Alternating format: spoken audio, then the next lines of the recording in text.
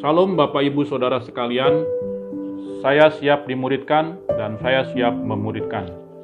Pagi ini firman Tuhan diambil dari Matius 11 ayat 28 sampai 30. Marilah kepadaku semua yang letih lesu dan berbeban berat, aku akan memberi kelegaan kepadamu.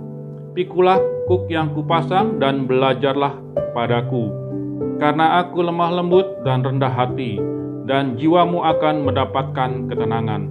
Sebab kuk yang kupasang itu enak dan bebanku pun ringan. Hari ini firman Tuhan pagi ini diberi judul belajar. Belajar adalah sifat dasar manusia, Bapak Ibu Saudara sekalian. Apapun yang manusia kerjakan, itu sudah melalui proses belajar. Dari tidak tahu menjadi tahu. Belajar dari siapa, Bapak Ibu? Kita belajar dari orang lain. Kita belajar dari diri sendiri, dari pengalaman-pengalaman hidup kita. Kita belajar dan akhirnya kita tidak tersandung dalam kesalahan yang sama atau mempertahankan apa yang sudah baik. Dan sebagai anak-anak Tuhan, tentu kita belajar dari Tuhan kita, Tuhan Yesus, Allah yang hidup, yang terus-menerus memproses hidup kita menjadi baru di dalam Tuhan, bahkan menuju kesempurnaan di dalam Tuhan. Bedanya orang bodoh dan orang bebal adalah Amsal 18 ayat 2 katakan begini, orang bodoh masih bisa diajar, tetapi orang bebal tidak mau diajar. Makanya Amsal menyimpulkan, saudara, dari keseluruhan kitab Amsal tentang orang bodoh dan orang yang bebal, orang cerdik bertindak dengan pengetahuan, tetapi orang bebal membeberkan kebodohan. Jadi kalau kita selalu membeberkan kebodohan kita, saudara, berarti kita bukan orang yang cerdik. Orang yang cerdik, dan baru katakan, kita harus cerdik seperti ular, tetapi kita pun harus tulus seperti merpati. Jadi ada keseimbangan ya, saudara, kepandaian dan ketulusan dalam hidup kita. Alkitab menulis ada tokoh-tokoh yang belajar sehingga mereka menjadi tokoh besar. Yosua belajar dari Musa tentang kehidupan. Mereka keluar dari tanah Mesir menuju tanah perjanjian, dan dengan segala pergumulan yang dialami oleh Yosua dan Musa di padang gurun menghadapi bangsa Israel dan berhadapan dengan Tuhan, Yosua belajar dari Musa tentang kepemimpinan. Elisa belajar dari Elia tentang integritas. Dia harus mengkhotbahkan, menyampaikan apa yang Tuhan sampaikan.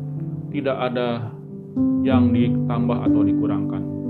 Timotius belajar dari Paulus, saudara. Anak muda ini belajar dari Paulus tentang kerendahan hati, tentang menghormati orang yang lebih senior, orang yang lebih tua. Murid-murid Tuhan belajar daripada Tuhan Yesus pada masa Tuhan Yesus hidup di dunia tentang belas kasihan, tentang melekat kepada Bapa. Kalau kita tidak melekat kepada Bapa, maka hidup kita habis, kita dibuang. Bahkan sebagai ranting yang tidak melekat, kita akan dibakar. Oleh karena itu, kita belajar sama siapa, Bapak Ibu? Bapak Ibu, kita harus belajar. Karena dengan belajar kita bisa pintar. Dengan belajar kita bisa mengetahui segala sesuatu. Pengetahuan kita terbatas, tetapi dengan belajar kita akan berkembang. Iman kita juga, pengharapan kita juga harus belajar dari orang-orang yang lebih dulu diproses Tuhan.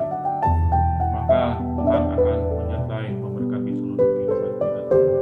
Nah, Bapak Ibu, dasar untuk belajar sesuai dengan firman Tuhan ada dua. Yang pertama, kita harus lembah lembut, gentleness. Firman Tuhan katakan kita harus lemah lembut sehingga kita bisa diajar. Lemah lembut itu seperti emas. Semakin murni emas itu, maka dia semakin mudah dibentuk. Maka hati kita yang lemah lembut itu mudah dibentuk. Emas semakin kadarnya jauh dari kemurnian, contohnya emas 18 karat, dia akan lebih keras, susah untuk dibentuk. Apalagi hanya 6 karat, maka dia akan sangat sulit dibentuk. Tetapi kalau emas yang murni yang 24 karat, dia mudah ditekuk, dia mudah dibentuk. Jadi hati kita murni atau tidaknya saudara di hadapan Tuhan tergantung dari penerimaan kita tentang belajar. Kalau kita lemah lembut, kita gentleness, kita hidup dalam kemurnian di dalam Tuhan, maka kita mudah dibentuk. Kalau kita sukar dibentuk, sukar belajar, bisanya cuman protes dan komplain, maka hidup kita jauh dari lemah lembut. Tuhan Yesus katakan, Dia lemah lembut, dan apa yang diberikan dalam kehidupan kita, itulah yang menjadi bagian hidup kita.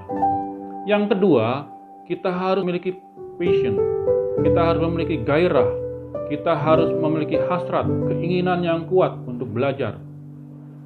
Seorang murid, saudara, dia akan datang tepat waktu, tidak terlambat untuk belajar. Seorang murid, dia akan melakukan tugas-tugasnya yang diperintahkan oleh gurunya dengan tepat, tidak ditunda-tunda. Seorang murid, dia akan bergairah untuk selalu datang dan bersama-sama gurunya. Kita lihat saudara di dalam perjanjian baru, ke-12 murid itu bersama Tuhan kemanapun Tuhan ada. Bahkan mereka tinggal bersama. Itu adalah bentuk pemuritan pada zaman Tuhan Yesus ada. Kalau sekarang pemuritan kan sifatnya sudah modern.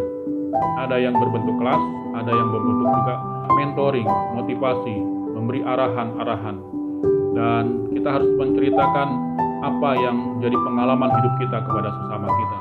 Itulah bagian dari pemuritan.